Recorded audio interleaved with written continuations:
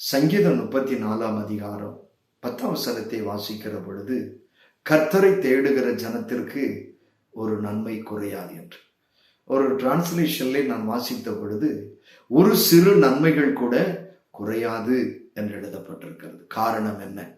அப்போஸ்தலர் நடவடிக்கைகள் 10 வசனத்தை வாசிக்கும் பொழுது, நாம் ஆராதிக்கிற ஆண்டவராய் இயேசு கிறிஸ்து எப்படிப்பட்ட தேவன் என்று கேட்டால், அவர் நன்மை செய்கிறவராய் சுற்றி திரிந்தார் என்று சொல்லி வேதத்திலே வாசிக்கிறோம். என் அன்பு கர்த்தருடைய பிள்ளையே, அவர் நன்மை செய்கிறவர்.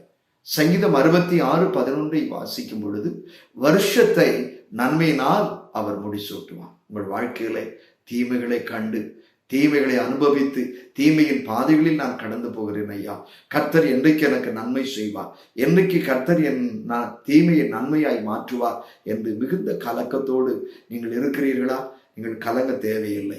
காரணம், அவர் நன்மை செய்கிற தேவன். அவரை தேடுகிற சிறியவர்களானாலும் பெரியவர்களானாலும் கர்த்தருடைய ஊழியர்களானாலும் அவர் நன்மை செய்கிறவர்.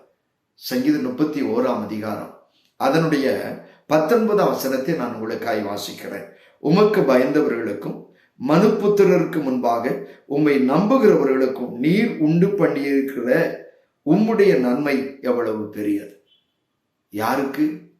கர்த்தரை தேடுகிறவர்களுக்கு, கர்த்தரை நம்புகிறவர்களுக்கு, கர்த்தருக்கு பயப்படுகிறவர்களுக்கு அவர் நன்மையான காரியங்களை உண்டு பண்ணி வைத்திருக்கிறார். இனி உண்டு பண்ண தேவையில்லை.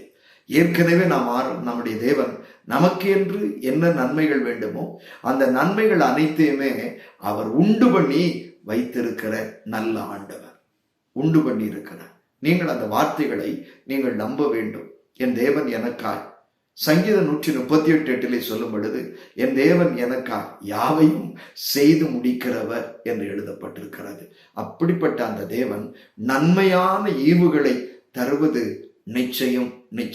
உங்களுடைய வாழ்க்கையில் நீங்கள் நினைக்கலாம், நான் கர்த்தரை தேடுகிறேன், எனக்கு இனிமேல் என்ன நன்மை இல்லை, என் பிள்ளைக்கு வயது கடந்து போயிற்று, என்னுடைய தொழில் செய்வதற்கு நம்பிக்கை இழந்து நான் போயிற்று, வேலைக்காக நான் முயற்சித்து பல கம்பெனிகளுக்கு பல இன்டர்வியூ போய் எனக்கு ஒரு நல்ல வேலை கிடைக்கவில்லை, திருமணத்திற்காக என்னுடைய மகள் காத்திருக்கிறார், ஒரு நன்மையான முடிவுகள் வருமா என்று சொல்லி காத்திருக்கிற என் அன்பு கர்த்தருடைய பிள்ளையே, வேதம் சொல்லுகிறது, அவரை தேடுகிறவர்களுக்கு, அவரை பயப்படுகிறவர்களுக்கு, அவரை நம்புகிறவர்களுக்கு 1 கொரிந்தியர் 2:9 படி தேவனில் அன்பு கூறுவர்களுக்கு அவர் ஆயத்தப்படுத்தினதை கண்கள் காணவில்லை, காதுகள் கேட்கவில்லை, செவிகளில் தோன்றாத அதிசயமான காரியத்தை செய்கிறவர் நாம் ஆண்டவர்.